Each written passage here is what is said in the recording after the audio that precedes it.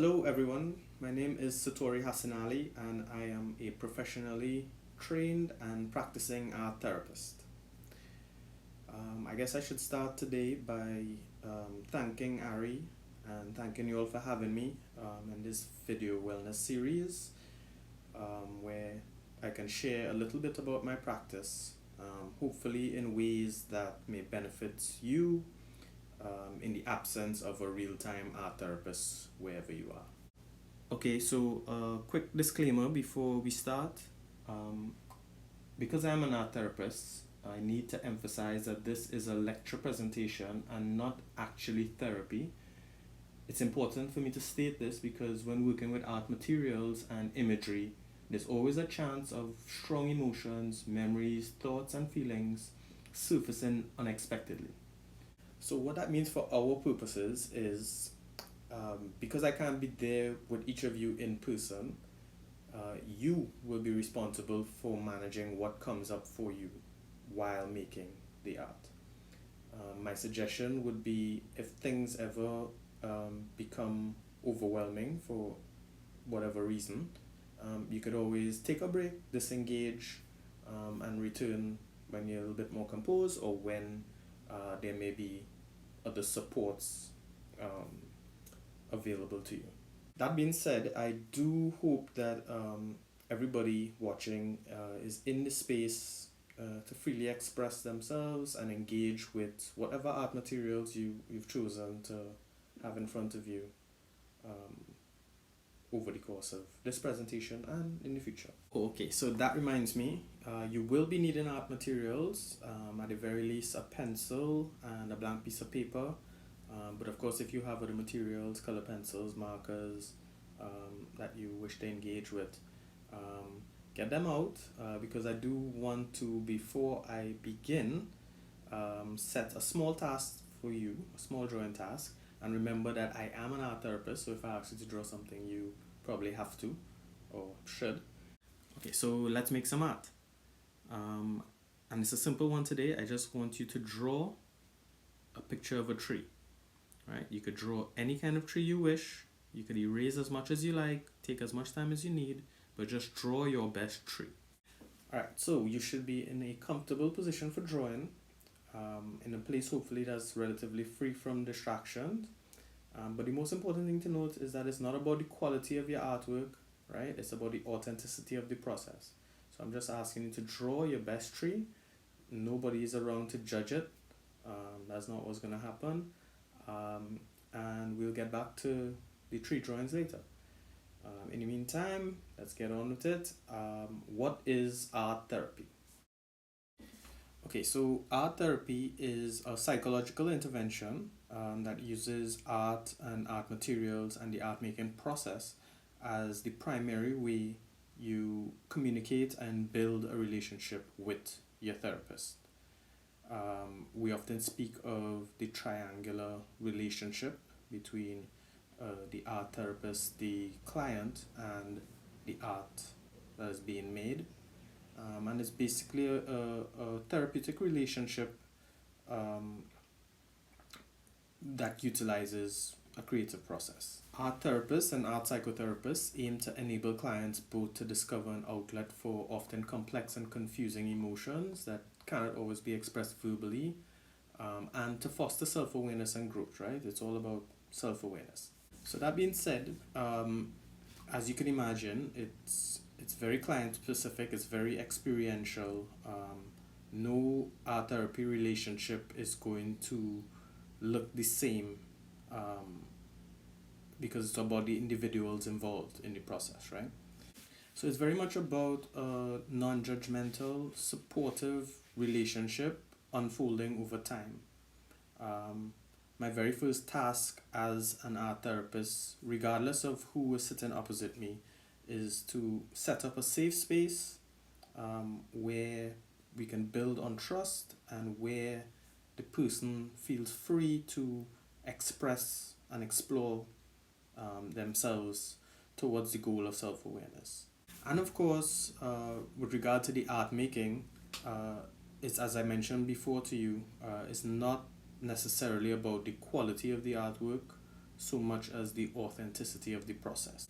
It kind of gets hard to say exactly what art therapy is beyond that, because as you could imagine, each person is going to have their own unique interaction with the process, with engaging with art materials, and what it ends up becoming is going to be completely different from person to person. This is why you can't really say you're doing art therapy without the presence of a trained art therapist. It is very much about the relationship, and safety is paramount. So you need somebody who is trained to go wherever you may take it in terms of your expression, in terms of your understanding, in terms of whatever is brought to the therapeutic alliance. It's not art therapy if there's no art therapist, right? That being said,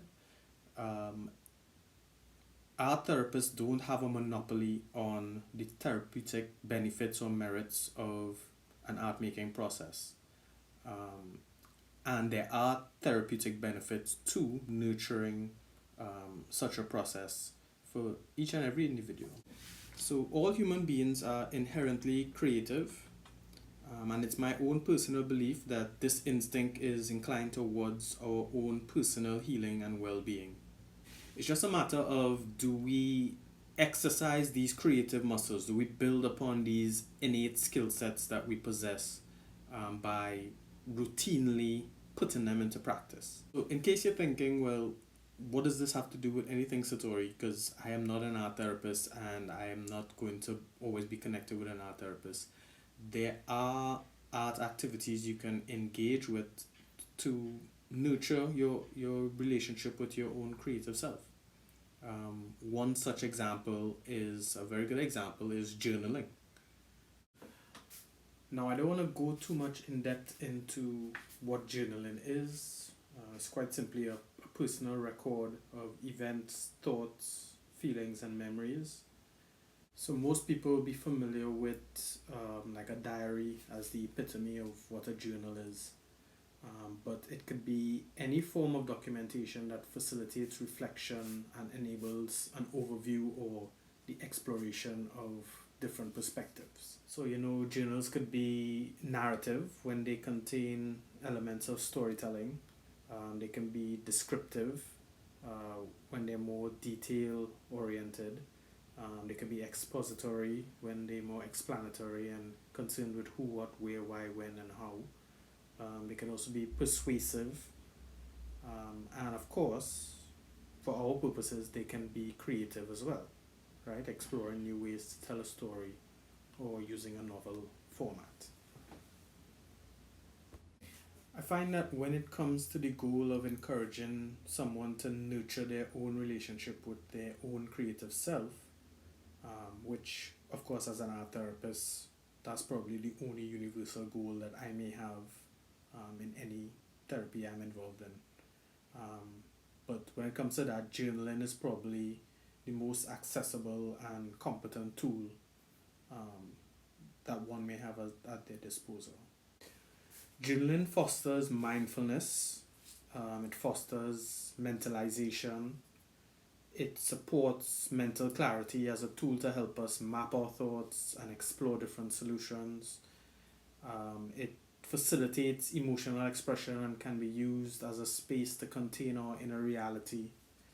So it's not therapy, but as a tool for self-care, it enables a very similar process of self-reflection and, by extension, self-awareness. And most importantly, it facilitates that process becoming routine. The key is that you set it up so that it works for you. And of course, if you really need to, you could take that artifact that you create to a therapist or share it with some trusted party if you so desire. So just like each person's therapy is going to be different, each person's journal is going to have its own unique presentation. Journals don't necessarily need to conform to how we think of them in the traditional written form. They could be visual as well, based on any form of art making or artistic media that the individual gravitates to creatively. And of course, just like art therapy, it's not necessarily about the quality of the artwork so much as the authenticity of the process. It's about you, so make the process work for you. You know, my own journaling might be prose or poetry one day, and next day it might be visual archives of just daily events happening. I might try and capture my dreams if I remember them, or I might try to capture mindfulness practices like body scans if I need to be more routine. And it might even be a collection of random drawings of trees, right? So an art therapist has asked you to draw a tree. And of course, the common assumption is, wait, where have you all reached with your tree drawings? Perhaps we can pause the video at this point just so you could finish up your tree drawing, or start it as the case may be if you haven't already done so. And we could continue after you all are finished.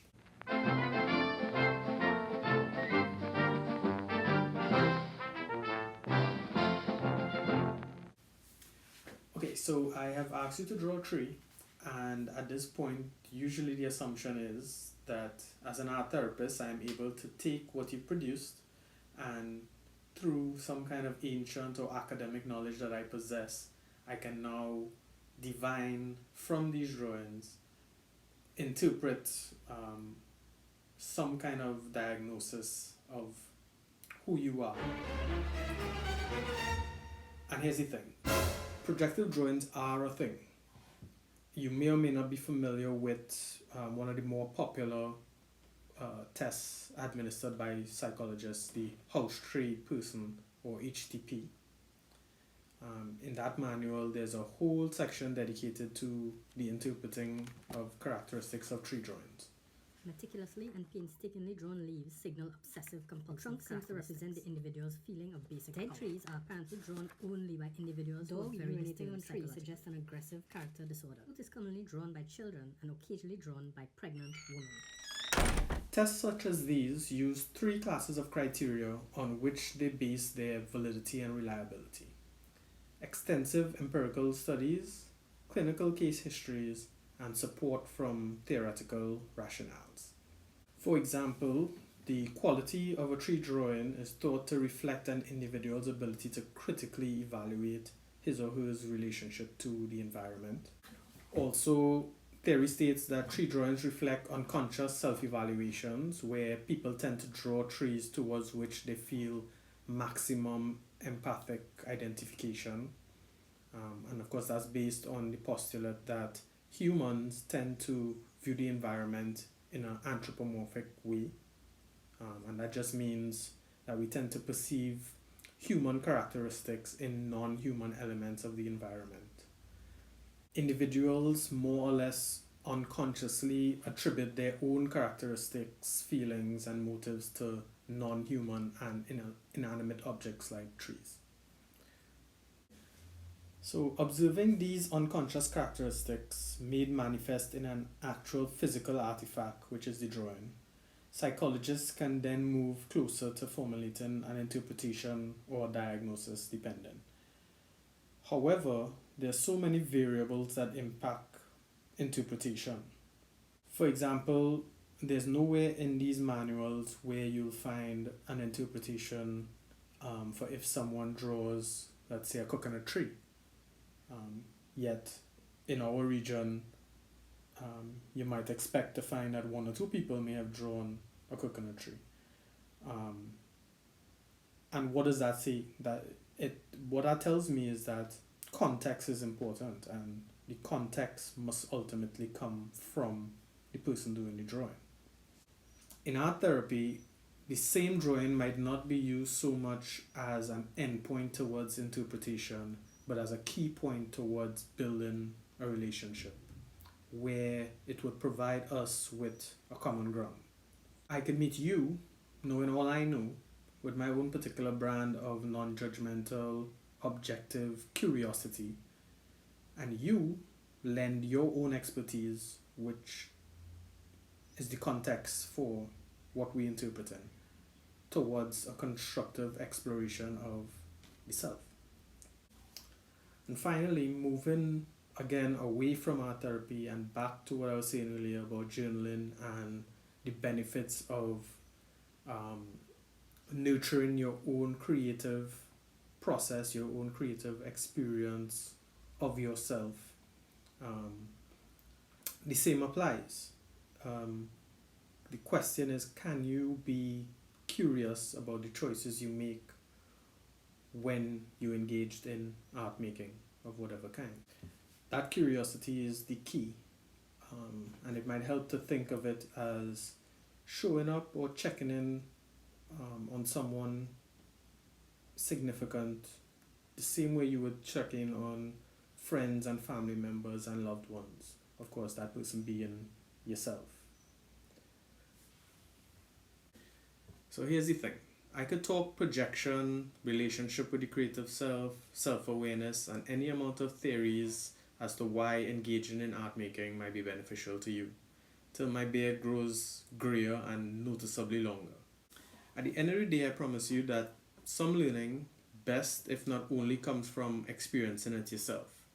Building self-awareness is experiential.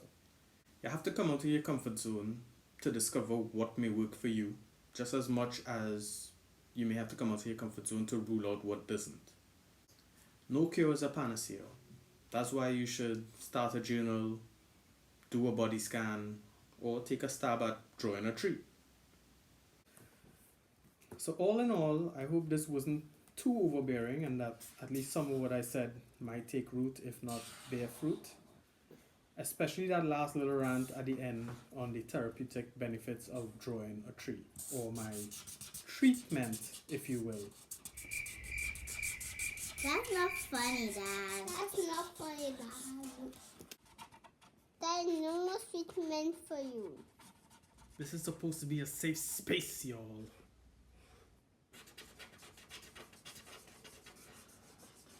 This tree is going to be the best. That looks very funny.